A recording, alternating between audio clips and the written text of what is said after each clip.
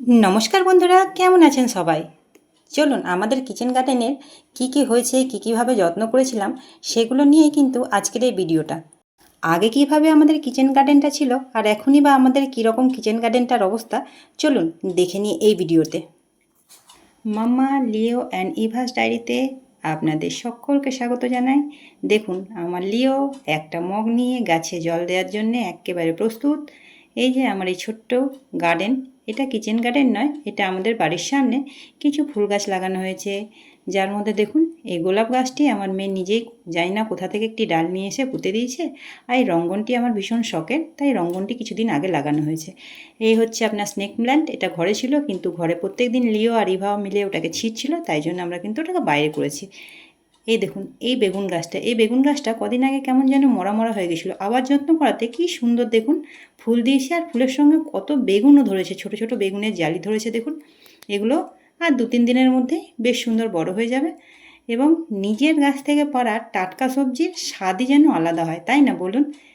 এই দেখুন এই হলুদ গাছটা কিন্তু অনেক দিন ধরেই মরে যায়, আবার প্রত্যেক বছর নিজে নিজে জন্মায়। এই কুলেখাড়ার কয়েকটা শাক, প্রচুর জঙ্গল হয়ে গেছে জানেন, যত্নের অভাবে সেরকম আর হয় না। আসলে ঘরে দুটো ছোট বাচ্চা, তার মধ্যে লিও তো একেবারে ছোট। এই দেখুন এই গাছটা দেখতে পাচ্ছেন, এটা কি বলুন তো? ঠিক ধরেছেন, এটা কিন্তু ড্র্যাগন ফ্রুটের গাছ। ড্র্যাগন ফ্রুটটা লাগানো হয়েছে জানি না আমাদের এই মাটিতে এবং এই ওয়েদারে হয় কি না। এই ছোটো ছোটো যেগুলো দেখছেন এগুলো কিন্তু বেগুন গাছ, ঠিক আছে? এইগুলো ছোটো ছোটো চারা আনা হয়েছিল, সেগুলো লাগানো হয়েছে। এই দেখুন এইটা হচ্ছে একটা গোলাপি কালারের জবা, বেশ সুন্দর কালারটা, যখন ফোটে না ভীষণ সুন্দর দেখায়। এই কদিন আগে লাগানো হয়েছে, তার মধ্যেই কিন্তু 4টে ফুল দিয়ে দিয়েছে। এই দেখুন আর একটা ফুল দেবে কালকে মনে হয়। এইটা সজনে গাছ, আমাদের পাশেই একটা সজনে গাছ ছিল, সেই ডালটা পড়ার মধ্যেই আমরা ডালটাকে পুঁতে দিয়েছি, তাতেই দেখছি গাছটা হয়ে গেছে। এই দেখুন ওই জবাটা দেখলেন, ওটা পঞ্চমুখী জবা। আর এই যে এই পেঁপে গাছটা দেখছেন, এটা কিন্তু কিনে এনে হাইব্রিড পেঁপে, কিন্তু দেখুন একেবারে ভালো ফল দেয়নি। এটা হচ্ছে এই যে আম গাছটি দেখছেন, এটা আম্রপালি নয়, এটা হচ্ছে মল্লিকা আম গাছ, মল্লিকা আমের চারা, কিন্তু দেখুন প্রায় 2 বছর হয়ে গেল এখনও একটাও ফল দেয়নি। এদিকে লিও কিন্তু নিজের মতো করে গাছে জল দিয়েই যাচ্ছে। কিন্তু এই পেয়ারা গাছটি খুব ভালো জানেন, এই পেয়ারা গাছটি 1 বছরের মধ্যে খুব সুন্দর কিন্তু পেয়ারা দিল।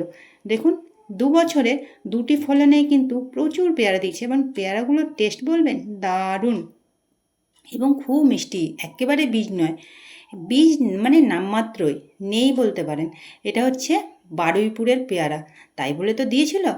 তো বারুইপুর না হলেও আমাদের এখানে কিন্তু খারাপ নয়, খেতে কিন্তু খুব ভালো। লিওকে একটা নিজের হাত থেকে পেয়ারা পেড়ে দিলাম, লিও ওটাকে নিয়ে এবার ঘুরে বেড়াচ্ছে। এই দেখুন এখনও কিন্তু পেয়ারা অনেক জালি ধরেছে। এই পেয়ারার জাতিটা এত ভালো জানেন, ছোট থেকে বড় বেশ অনেক ধরনের পেয়ারা হয়, 2 রকমের, একটা গোল হয় একটা লম্বাটে, জানি না কিভাবে কলম করা গাছটি। যাই হোক দেখুন পেয়ারা গাছটাই কিন্তু মানে একটা ফলন হয়ে যাওয়ার পর আবার সঙ্গে সঙ্গে ছোট জালি দেয়। এদিকে দেখুন আমার ইনডোর প্ল্যান্টে একটা রাবার প্ল্যান্ট আর একটা হচ্ছে লাকি বাম্বু। এই লাকি বাম্বুটা কিন্তু মাটিতেই লাগানো আছে, আমাদের জলের লাকি বাম্বুটাও আছে, সেটা একেবারে ইনডোরেই রাখা আছে। এই দেখুন এখানে লাগানো হয়েছে লঙ্কা গাছ। এই লঙ্কা গাছটি শ্বশুরমশাই শাশুড়িমা বলছিলেন না না এটা লঙ্কা গাছ নয়, এটা উপড়ে ফেলে দিবি বা তুলে ফেলে দিবি, কিন্তু পরে দেখুন বেশ ভালোই লঙ্কা দিল। এইটা দেখুন এই পেঁপে গাছটা কিন্তু আমরা নিজেরা লাগাইনি, কিন্তু কি সুন্দর ফলন দিয়েছে আপনাদের কি বলি। 2-1টা ভেন্ডি গাছের বীজ ফেলা হয়েছিল, ওই 1-2 হয়েছে।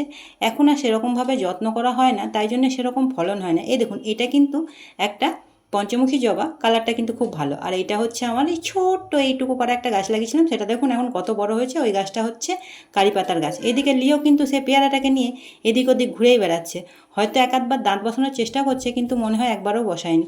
এবার ও দেখুন রোদের মধ্যে ওইভাবেই ঘুরে ঘুরে বেড়াবে, ও সেই পেছনের ওই গলিটায় যেদিকে আমাদের কারি পাতা গাছ আর কিছু পুঁই গাছ, সেগুলোকেই কিন্তু দেখতে যাচ্ছে। এই দেখুন সেই পুঁই গাছগুলো দেখালাম কীরকম টাটকা টাটকা বলুন তো। এই যে আজকে পুঁই গাছটার একটা ডাল কর্তামশাই কেটে নিয়ে এসছেন, মনে হয় বললেন যে চলো এটার জন্য আজকে একটু পুঁই চচ্চড়ি করে দাও। আর দেখুন এই যে সজনে গাছটা, সেই সজনে গাছের এই সজনে ডালগুলো। আর দেখতে পেলেন ওইটা ওই কুলেখাড়ার গাছটাও কিন্তু আমাদেরই। এই দেখুন এই ছবিগুলো আগে আমরা তুলে রেখেছিলাম, এইগুলো যখন আমরা নতুন নতুন গাছ লাগাতাম, লিও তখন আমাদের এই ছোট্ট সংসারে আসেনি, তখন কিন্তু দেখুন কি সুন্দর গাছ হয়েছিল, কত টমেটো, কত ধনেপাতা, কত মূলো, আর পালং শাকের তো বাহার, খেয়ে খেয়ে একেবারে সে আমরা হায়রান হয়ে গেছি। এদিকে দেখুন বেগুন লাগিয়েছিলাম, এত বেগুন ধরেছিল সে আর কি বলবো। দেখুন কত পালং শাক, মূলো, পালং শাক কী না হয়েছে।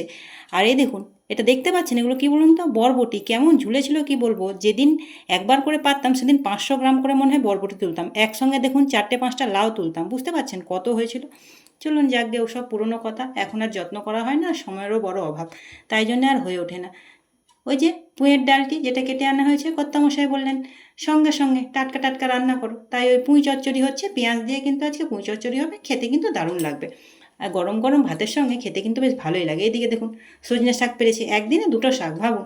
এর আগেও করতে হবে, এটা যবে বেশি ঝামেলা নেই, একটু কুকারে দিয়ে সেদ্ধ করব আর রসুন দিয়ে একটু ছেঁচকি করে দিলেই হলো। এই দেখুন পুঁই শাকটা কি সুন্দর রান্না হয়ে গেছে আমার, হতে কিন্তু বেশি সময় লাগেনি, যেহেতু একেবারে টাটকা তো সঙ্গে সঙ্গে গলে সেদ্ধ হয়ে গেছে।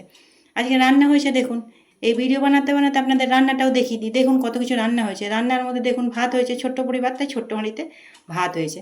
হয়েছে দেখুন আজকে অরহরের তড়কা দেওয়া ডাল, ঠিক আছে, আর হয়েছে চারাপোনা মাছের তেল ঝাল, সঙ্গে ওই দেখুন পুঁই চচ্চড়ি, এই যে সজনে শাকের ছেচকি, আর হয়েছে এই দেখুন এইটা হচ্ছে কুঁদরি খসলা।